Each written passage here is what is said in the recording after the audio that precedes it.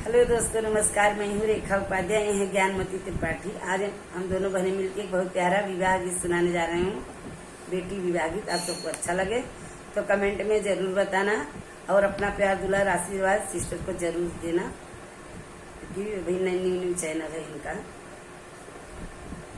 सोने के चौकिया पे बैठे राजा जनक जी, अरे हाथ जोड़ी रनिया के साथ रे लालनवा, अरे गांठ जोड़ी रनिया के साथ रे लालनवा। धीरे धीरे हाथवा निकाल बेटी सीता, रे तोहरा करब कन्यादान रे लालनवा। आया रे तोहरा करब कन्यादान रे लालनवा।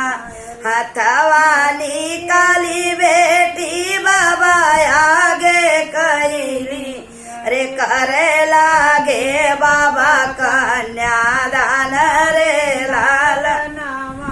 यारे करैला गेले बाबा कन्यादान रे लालनवा।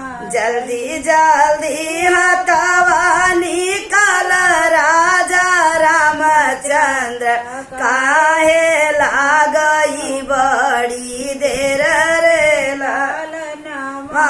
यारे काहे लागई बड़ी देर रे लालनवा। सीता कदन जब कैली सुन नारानी, लागल करे जावा में बाढ़ रे लालनवा।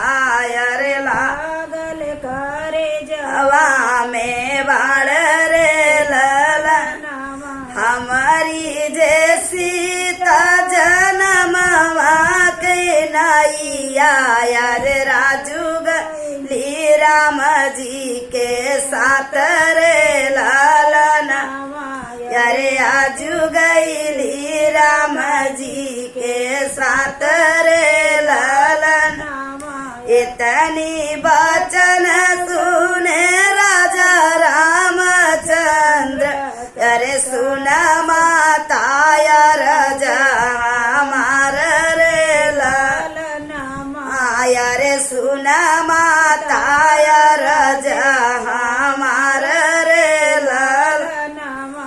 तोहरी न सीता जनमवा कन्हैया, अरे हम हई तोहरा दामाद रे लालनवा।